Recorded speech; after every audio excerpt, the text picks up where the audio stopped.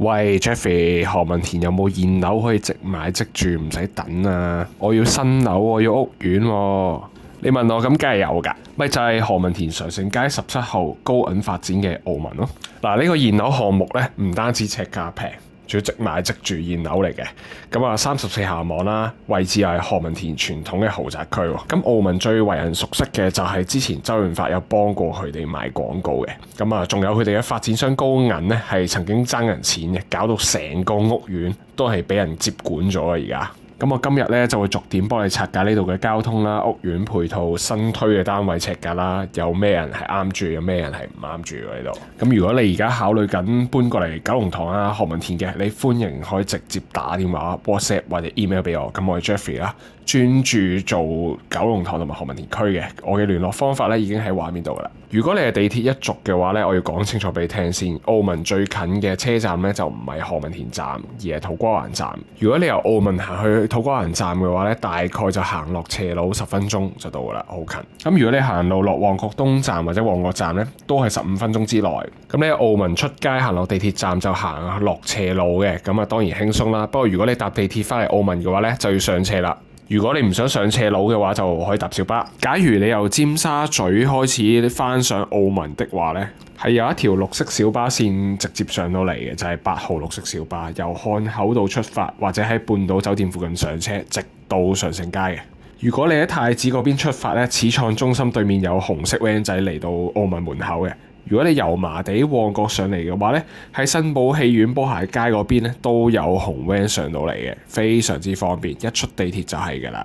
如果你係揸車一族嘅話呢，住澳門嘅揸車優勢係非常之強嘅，因為我哋嘅位置 exactly 係全港中間最中間嘅地方。咁比如話你想過翻香港啦，咁呢度好近公主道，你直接入紅隧出港島好快。咁假如你想過啟德啊、九龍灣嗰邊嘅話，咁你行太子道東呢一出就係㗎啦。想去九龍塘或者新界嘅話，窩打老道一路行上去，出獅子山隧道就入到新界啦。上翻個西九龍或者去西隧嗰邊咧，亞皆老街往奧運方向就輕鬆到達。所以如果你住喺澳門又有揸車嘅話咧，基本上去全港任何地方都係大概20分鐘之內，都算十分方便㗎啦。好啦，講完交通之後咧，而家介紹下澳門呢個屋苑本身係點先。澳門呢度住宅咧就1至7座，總共6座，冇第4座嘅。單位總數咧401伙，實用面積就848尺起跳，最大嗰隻單位咧有成6000幾尺嘅。呢度絕大部分單位都配備咗私人電梯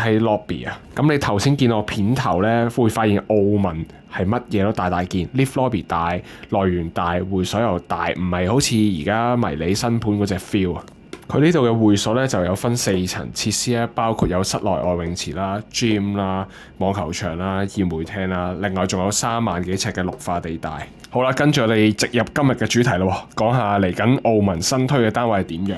首先新出嘅就係一座 C 單位啊，實用面積1251尺，3房2套，咁估計嘅尺價咧就2萬蚊一尺起，即係大概2500萬咧已經有一間嘅。一座就屬於我哋屋苑最突出嚟嗰座，同時間 C 單位咧係大單邊，所以呢隻單位嘅採光度係非常之好嘅。尺價2萬蚊咧喺九龍市中心一手嘅大單位嚟講咧，屬於封底價嚟㗎啦。呢個價錢仲平過好多啟德碼頭冇乜景觀嘅單位。而家我哋片段見到嘅單位咧，屬於低層嘅10樓，冇錯，低層10樓個景咧都已經咁 open 啦。一座就屬於屋苑東邊嘅單邊啦，咁7座咧就屬於屋苑嘅西邊單邊啦。7座嘅 A 同埋 B 單位咧，實用面積都去到1400尺，大嘅3房3套，佢哋嘅尺價咧都係由21000蚊尺起，咁啊大概2950萬咧已經有一間嘅。7座嘅 A、B 咧個廳係超級大，主人房亦都係好大，主人房有成2個衣櫃位，男主人、女主人一人一個衣櫃，幾公平你話？咁我哋而家片段就喺8樓，冇錯，8樓都已經咁開揚。嗱，澳門由2023年重推以嚟，平均嘅成交尺價大概係21000蚊尺到22000蚊尺，即係話今次推盤嘅尺價咧係歷史平均線附近，甚至乎你可以話係低少少。所以你而家買咧，仲要買大單邊嘅單位，絕對唔係日價入市嘅。直頭可以話買平咗，仲要買靚咗添啊！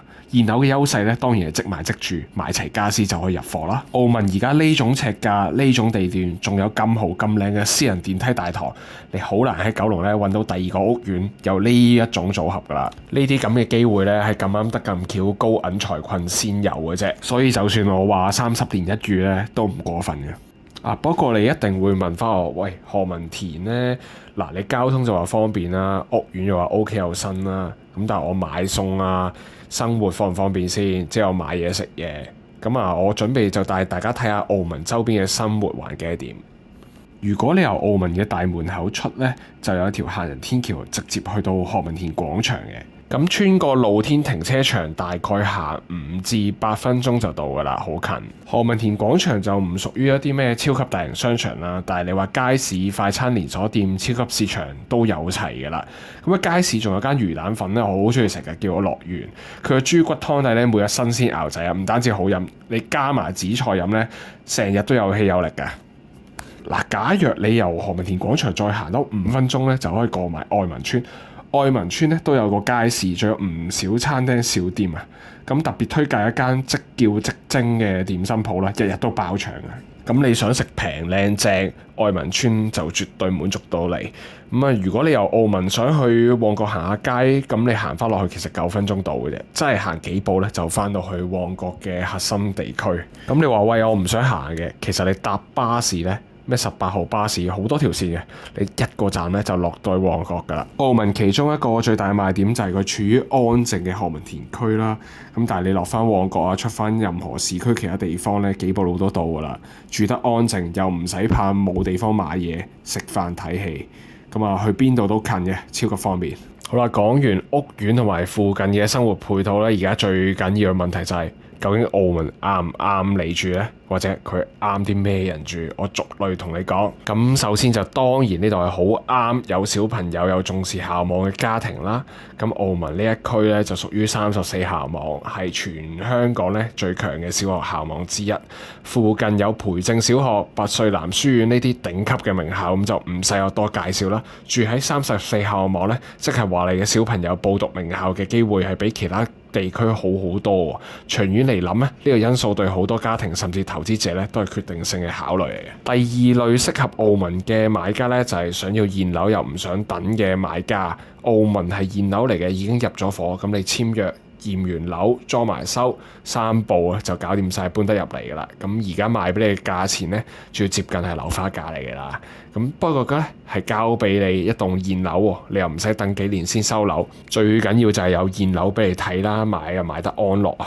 第三類啱澳門嘅客咧，就係中意何文田安靜環境，但係又唔想離旺角太遠嘅自住客。咁澳門咧夾咗喺呢兩種生活圈之間啊，你住喺清靜嘅住宅區啦，但係你落旺角都係行幾步路。呢種地理位置咧喺市區唔係咁多地方有啦。咁假如你係由奧運站或者東九龍搬過嚟何文田嘅話咧，澳門都可以話係你其中一個選擇嚟嘅。咁大家都係九龍搬翻九龍啦，生活習慣就唔需要太大改變，交通圈咧亦都係好相近啊。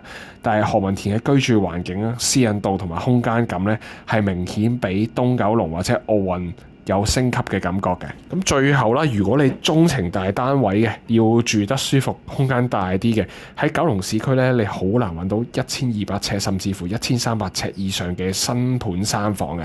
不過喺澳門咧，呢啲係標準配置嚟嘅咋。如果你覺得空間寬敞係必須，甚至乎你要多啲套房嘅，最好係全部睡房都係套房，呢度係你嘅最佳選擇之一啦。咁當然啦，都唔係淨係讚晒咁 hard sell 嘅。咁我而家講下咧，有邊啲人未必啱澳門嘅。第一類咧就係日日中意搭地鐵出入啊，要求地鐵5分鐘步程之內嘅人。因為澳門行去土瓜灣站、旺角東站咧就10分鐘到。行去何文田站咧就成15分鐘嘅，即係唔係話行唔到去。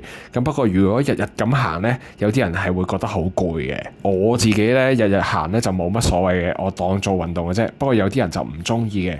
如果你係要求好近地鐵嘅，我會介紹翻你去何文田上角嘅如一或者朗然峰。